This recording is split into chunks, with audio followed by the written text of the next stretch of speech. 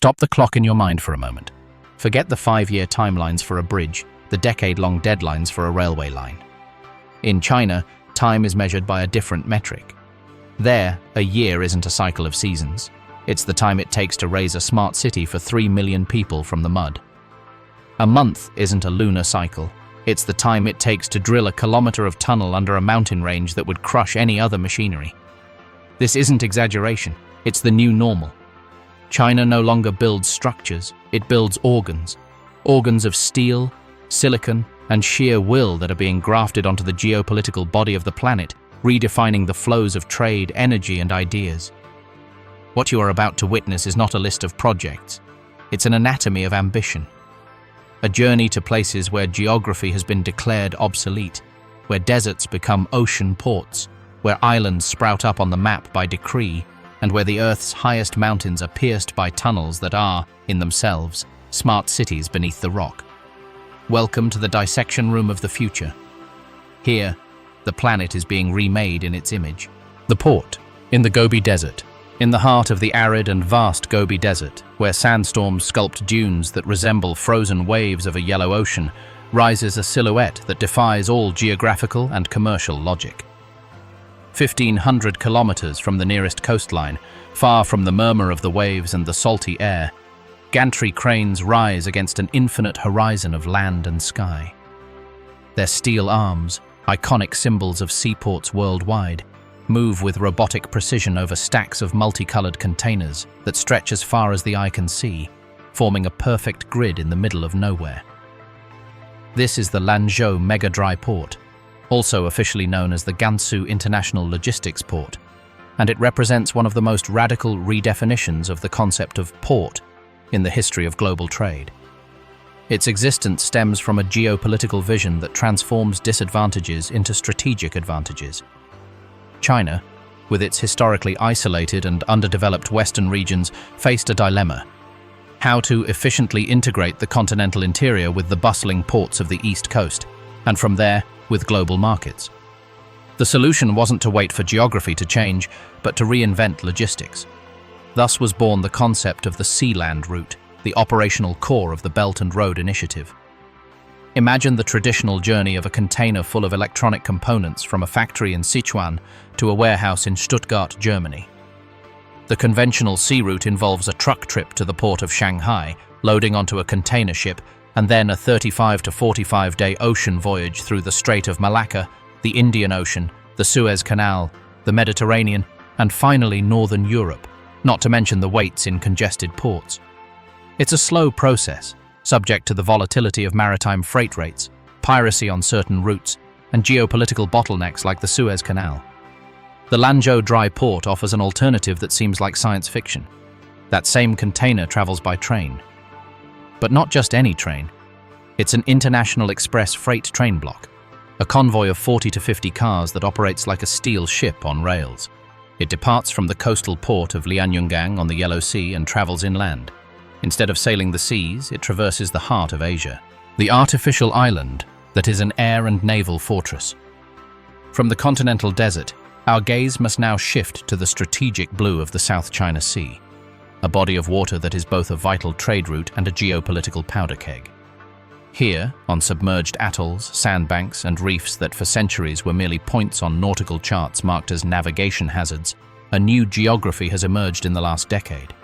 Not by the whim of plate tectonics, but by the cold, calculated design of state power. The artificial islands constructed by China in archipelagos like the Spratly and Paracel Islands are perhaps the boldest and most controversial example of active geographical redesign. They are not mere breakwaters or platforms. They are de facto sovereign territories, multifunctional fortresses that have forever altered the balance of power in the region. Understanding their magnitude requires delving into an engineering process that rivals the greatest civil works in history.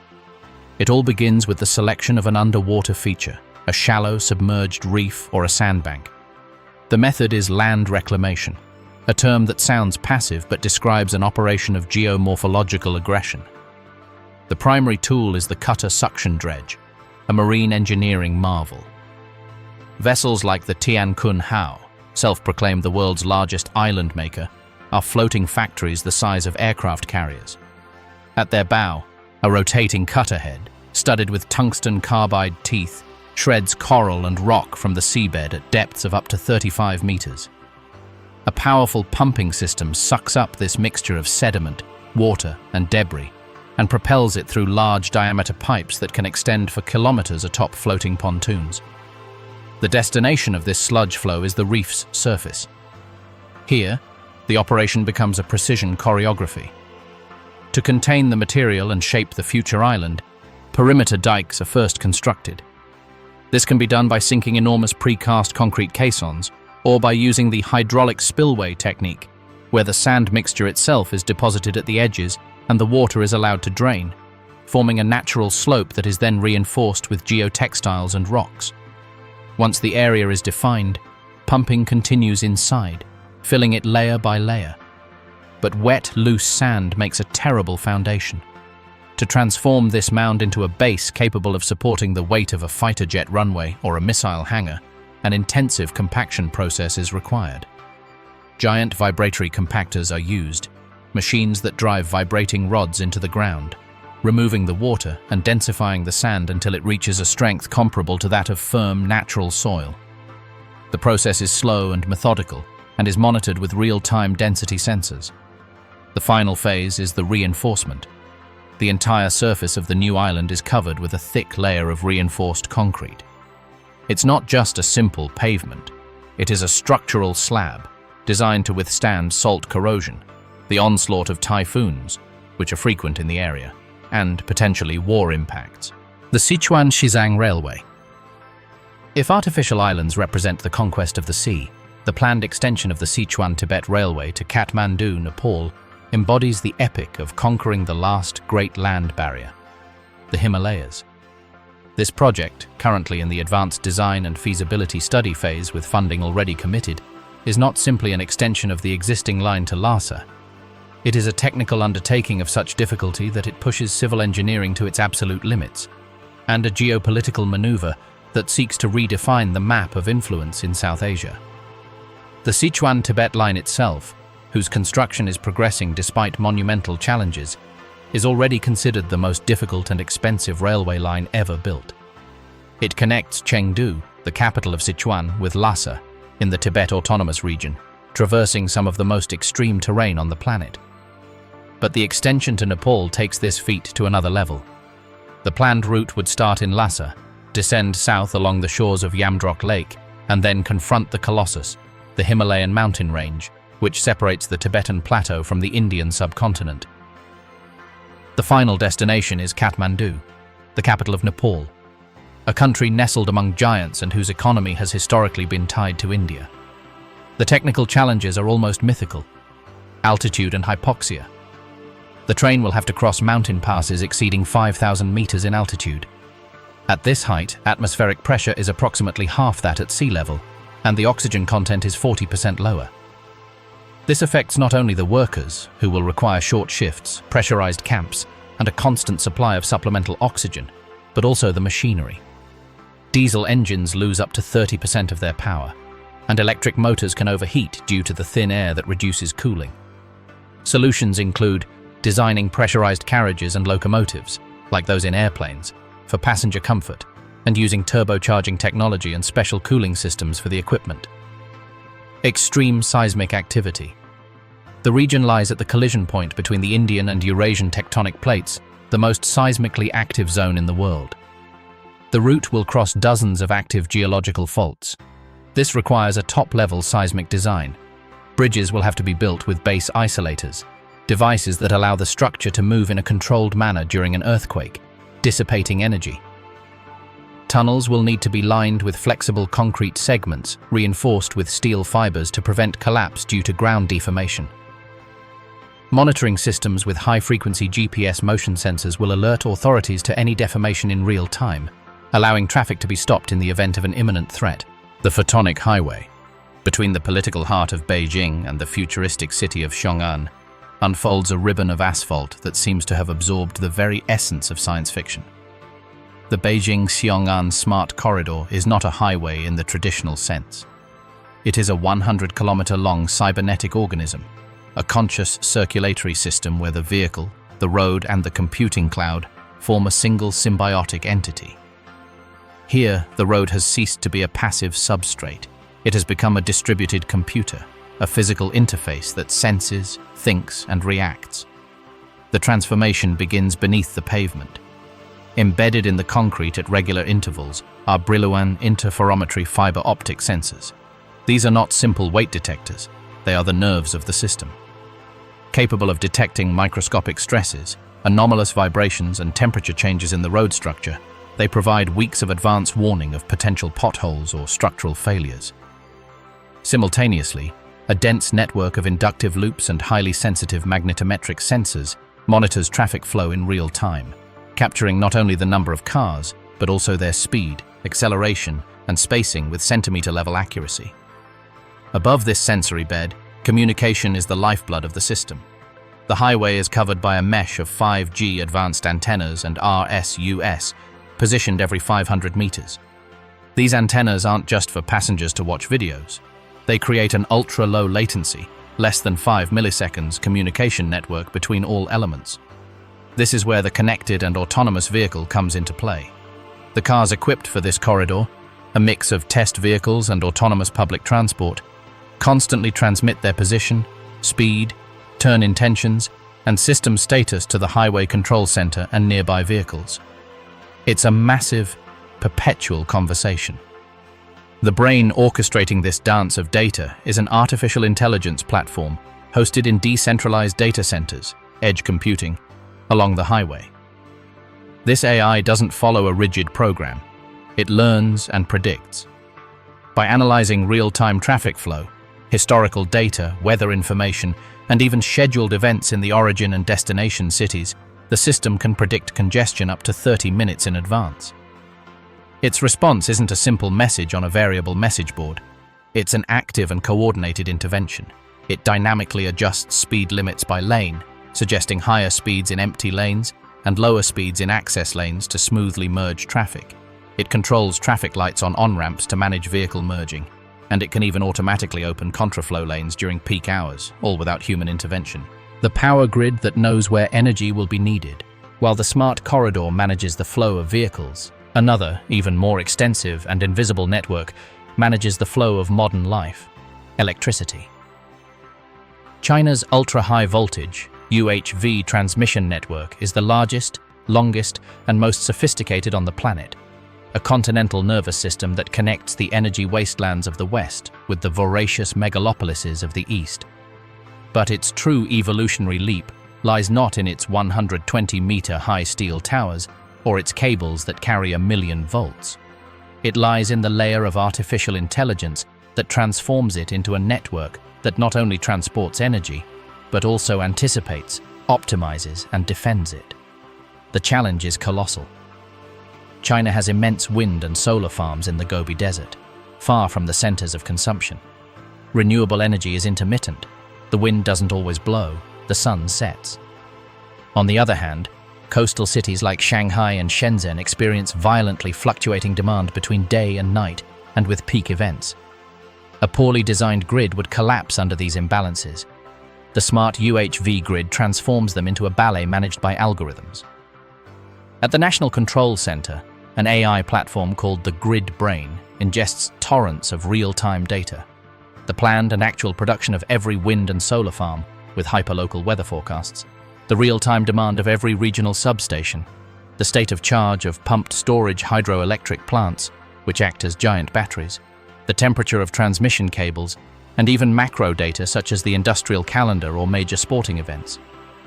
With this information, the system runs predictive simulations across multiple timescales. For the next 15 minutes, it fine-tunes the production of the more flexible natural gas plants to compensate for the variations in renewable energy. For the next few hours, the system schedules the pumping of water to the upper reservoirs of hydroelectric plants when there is excess wind energy, releasing it to generate power during peak hours. The magic happens in milliseconds. The grid is dotted with FACTS, flexible alternating current transmission systems, devices and voltage source converters, VSCS, at the UHV converter stations.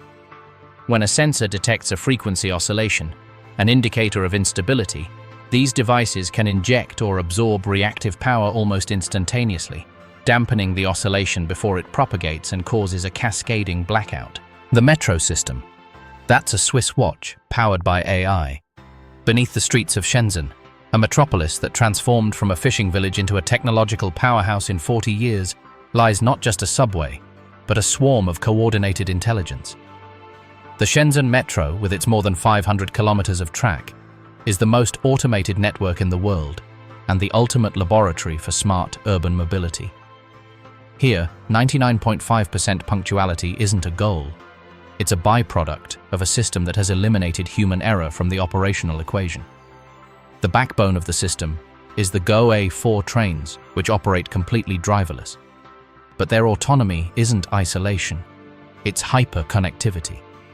Each train is a data node that communicates its exact position, speed, door status, motor diagnostics, and occupancy level via floor weight sensors and anonymized video analytics to the central control center and adjacent trains. This enables a frequency that puts any European system to shame. During peak hours, trains run at 90-second intervals. However, AI doesn't just maintain a rigid schedule. The management platform, powered by historical and real-time passenger flow data from smart turnstiles and anonymized mobile phones, predicts where congestion will form in the next 20 minutes.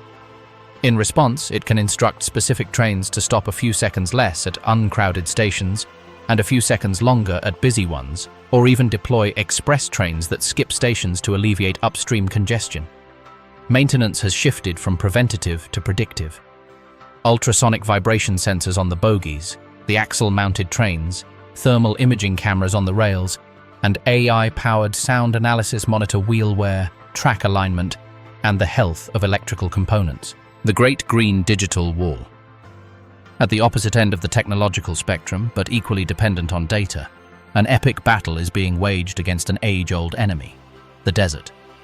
The Great Green Wall Project, a monumental initiative to plant a 4,500-kilometer forest barrier on the edge of the Gobi Desert, has evolved. It's no longer just about mobilizing armies of volunteers with shovels.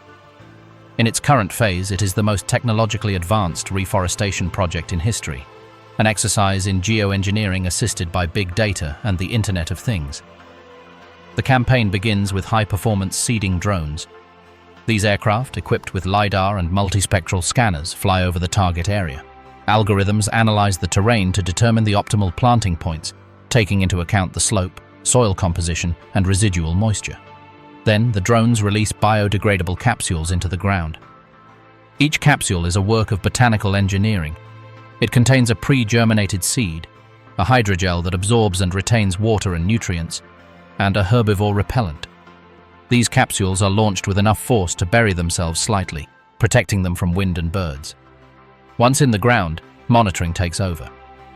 Credit card-sized solar IoT sensor networks are deployed among the seedlings. These sensors measure soil moisture at different depths, temperature, solar radiation, and salinity. They transmit this data, along with their precise geolocation, to a cloud platform via low-power, long-range, wide-area networks, LPWANs. The central AI analyzes this information. If an area shows signs of water stress, the system can autonomously activate localized and efficient drip irrigation or send an alert for manual intervention. If it detects a pattern of emerging disease or pests in an area, it can predict their spread and prioritize treatments. The artificial sun that has already ignited its fusion in a research complex in the city of Hefei, far removed from the bustle of mega construction projects, Chinese scientists have spent decades trying to harness a force that normally exists only in the heart of stars: nuclear fusion. This isn't fission, which splits heavy atoms and generates hazardous waste, but its opposite, fusing light hydrogen atoms to form helium, releasing colossal amounts of clean energy with no carbon emissions and a virtually unlimited fuel source. Deuterium is extracted from seawater. The device where this battle is being waged is called a tokamak, a donut-shaped vacuum chamber where monstrously intense magnetic fields confine a hydrogen plasma at temperatures of hundreds of millions of degrees Celsius, much hotter than the core of the sun. China operates two of the world's most advanced tokamaks: the East, Experimental Advanced Superconducting Tokamak, and the more recent HL2M. Their achievements are quiet but monumental milestones.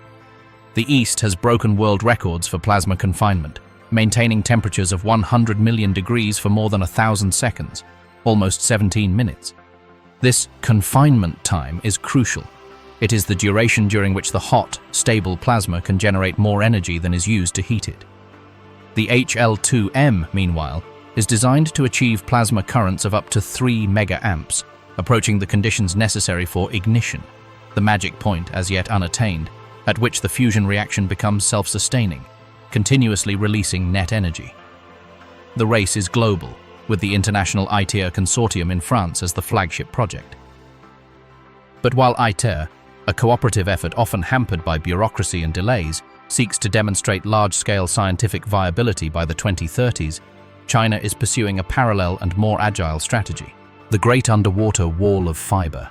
While the control of maritime routes is debated on the surface, a silent war for control of information is being waged in the abyssal depths of the ocean. More than 95% of international data traffic, from financial transactions to military communications and internet content, travels through a network of underwater fiber optic cables. Historically, this network has been dominated by Western consortiums, such as Subcom, USA, and ASN, France. China is disrupting this monopoly with a strategy of digital sovereignty materialized on the seabed. Flagship projects like the Peace Cable, Pakistan and East Africa connecting Europe, are the spearhead. This cable, manufactured, financed, and owned primarily by China, directly connects Pakistan to France, passing through the Horn of Africa, offering an alternative route to those that go through the traditional bottleneck of the Suez Canal and the Western-controlled European nodes. But it is more than a cable. It is a declaration of technological independence. The cables are manufactured by companies like HMN Tech, formerly Huawei Marine, which controls the entire chain, from the production of low-latency, high-capacity optical fiber and the optical repeaters that amplify the signal every 100 kilometers, to the specialized cable-laying vessels that carry out the installation. The engineering of the laying process is a feat of precision in the most hostile environment. A cable-laying vessel loaded with thousands of kilometers of cable wound in gigantic tanks follows a route mapped down to the millimeter to avoid submarine canyons, seamounts, and areas of seismic activity. The cable, about the thickness of a garden hose but with a complex internal structure of steel, copper, Kevlar fibers, and the precious optical fiber at its core, is slowly released from the stern of the ship, descending to depths of up to 8,000 meters. The research base on the dark side of the Moon. The Moon is no longer just a destination. It's an outpost. China's Chang'e program, named after the lunar goddess, has evolved from a series of exploratory missions into a structured plan for permanent occupation. The culminating objective, in collaboration with Russia and other partners, is the International Lunar Research Station, ILRS, a base designed to operate autonomously at the lunar South Pole, a region of perpetual twilight and water ice craters. The challenges are of another dimension. First, energy. With no atmosphere and lunar nights lasting 14 Earth days, conventional solar panels are useless for extended periods. The proposed solution is miniature nuclear fission reactors, capable of generating tens of kilowatts continuously, combined with solar panels deployed at nearby peaks of perpetual sunlight. Second, life support. Recycling air and water completely in a closed environment and producing food in pressurized greenhouses illuminated with LEDs, using lunar regolith, surface dust, as an enriched substrate. Third, construction. Transporting materials from Earth is prohibitively expensive. The key is in situ resource utilization, ISRU. The plan involves using large-scale robotic 3D printers that utilize lunar regolith, heated by concentrated sunlight or microwaves, to print habitats, landing platforms, and roads, layer by layer, creating structures that protect against cosmic radiation and micrometeorites. The Nicaragua Interoceanic Corridor, Chinese participation. On land, mega engineering with a Chinese stamp aims to redefine commercial geography on a scale that would dwarf the Panama Canal. The Nicaragua Interoceanic Corridor project, revived and backed by Chinese capital and companies, is a 19th century idea that the 21st century could bring to fruition, with all its colossal implications and risks. The plan is simple on paper. Excavate a canal 278 kilometers long, 3 times the length of the Panama Canal, and up to 500 meters wide, traversing Nicaragua from the Pacific to the Caribbean, capable of accommodating the world's largest supertankers and container ships, the ULCS class, which are too large for the Panama Canal even after its expansion. The magnitude of the challenge is staggering. The proposed route would cross the vast Lake Cocobolca, or Lake Nicaragua, the largest lake in Central America, requiring massive dredging and salinization controls to prevent the destruction of the freshwater ecosystem. It would traverse rainforests, wetlands, and seismic zones. The excavation would move more than 5 billion cubic meters of earth and rock, a volume dozens of times greater than that of the world's largest open-pit mines. Giant locks would be needed to overcome changes in elevation, along with the construction of new port cities on both shores. Critics point to an ecological and social disaster of epic proportions: displacement of indigenous communities, destruction of unique habitats, contamination of the country's main freshwater reserve, and an unpayable debt for Nicaragua. But for China, the strategic incentives are enormous. Controlling, through a long-term concession, an interoceanic route alternative to Panama would diversify its logistical vulnerabilities. It would give him a point of deep influence in America's backyard and direct control over a vital artery of global trade, allowing him to dictate tariffs and priorities. The Earth Gene Bank. While some projects gaze at the stars, another in Shenzhen delves into the very code of life. The China National Gene Bank, CNGB, isn't a flashy building, but a state-of-the-art technological bunker. It's the 21st century Noah's Ark, but instead of animal pairs, it stores DNA sequences. Its mission is monumental: to sequence, store, and study the genomes of all life forms on Earth, from bacteria and plants to animals and humans, creating a definitive biological archive for posterity. The scale of operation is industrial. Banks of cutting-edge sequencers, many designed and manufactured in China, work day and night, deciphering billions of DNA base pairs daily. The raw data, a cascade measured in exabytes, is processed by supercomputers that assemble the genomes and analyze them for patterns. But the real treasure lies in the biological storage. Tissue samples, seeds, cells, and microorganisms are preserved in cryogenic chambers at -196 degrees Celsius in liquid nitrogen, effectively stopping biological time. The project has 3 pillars. For biodiversity, it is insurance against extinction. If a species disappears in the wild, its genetic code and live samples will be here, potentially allowing for its recovery or the study of its unique properties for medicine or agriculture. For medicine, it is the foundation of precision medicine. By sequencing the genomes of millions of Chinese volunteers along with their medical histories, AI can identify genetic markers for diseases, predispositions, and responses to treatments, personalizing the medicine of the future. This is the triptych of Chinese ambition. First, a new geographical body, sculpted from deserts, seas, and mountains. Then a digital nervous system that animates it, making the infrastructure feel, think, and react. Finally, these beacons of tomorrow, projects that seek to master the fundamental forces of the universe, the energy of the stars, the flow of information, the dominion of outer space, and the code of life, are not being built to solve today's problems, but to hold the keys to tomorrow. China is not competing in the current game. It is building the board, defining the rules, and preparing the pieces for the game that will define the next century. What we are witnessing is not the rise of a nation, but the methodical, continent-wide construction of the stage where the next chapter of human history will unfold. The future already has blueprints, and they are written in Mandarin.